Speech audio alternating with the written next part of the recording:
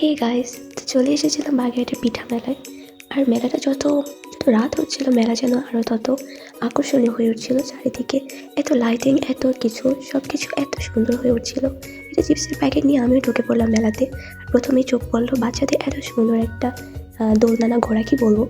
আর এটা ছিল এখানে দোলনা, যেখানে কোনো মানুষই ছিল না।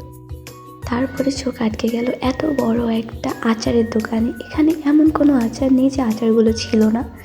সর্বপ্রথমে ছিল চালতার আচার, চালতার আরও একটা আচার, তারপরে ছিল আমলকির আচার, তারপরে এখানে ছিল আমের আচার, এখানে এমনকি কর্মচা একটা ফল আছে, কর্মচারও আচার ছিল। তারপরে এখানে দেখলাম একটা আঙ্কেল পাপড় ভাজি করতেছে। ঝালমুড়ির দোকানও আসছিল অনেক। এখানে সব থেকে বড় এইটাই ঝালমুড়ির দোকান।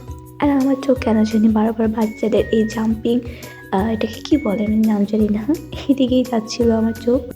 তারপরে এই দিকে ছিল একটা এত বড় একটা নৌকা না দোলনা, কি বলে এটাকে আমি জানি না। মানুষ এত পরিমাণে চিল্লাচ্ছিল, জাস্ট তোমরা এদের চিল্লানিটা শুনো।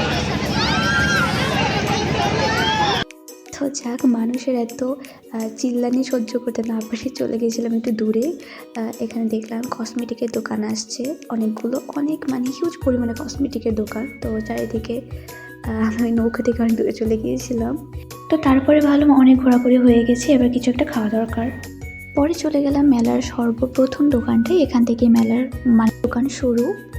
আর এখানে ছিল অনেক ধরনের নাম না জানা পিঠা, আমি এদেরকে চিনিও না।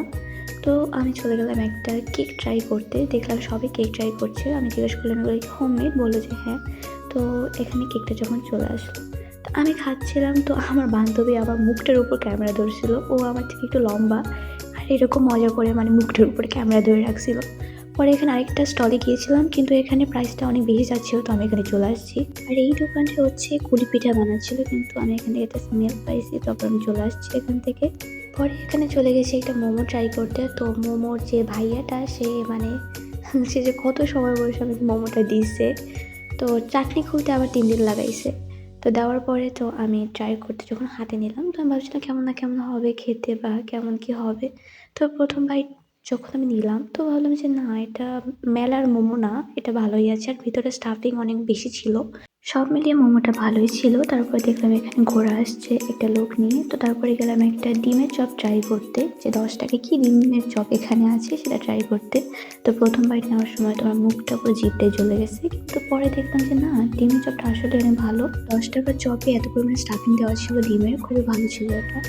তো তারপরে আমি চলে গিয়েছিলাম পিঠা মেলার সব থেকে প্রধান দোকানটায়। যাওয়ার পর এখানে একটা কাহিনী ঘটছে, এদের কলা পাতায় সার্ভ করা দেখে আমি একটু অবাক হয়ে গেছি। আচ্ছা আচ্ছা দাঁড়া, হ্যাঁ তোমাকে কলা পাতা দিবে একটা রিঅ্যাকশন দিছে বলে ভিডিও। তো এখানে হয়েছে কি, আমি তাদের কলা পাতা দেখে একটু অবাক হওয়ার জন্য তারা আমার রিভিউ নিচ্ছিল যে কেমন কি অনুভূতি আমার।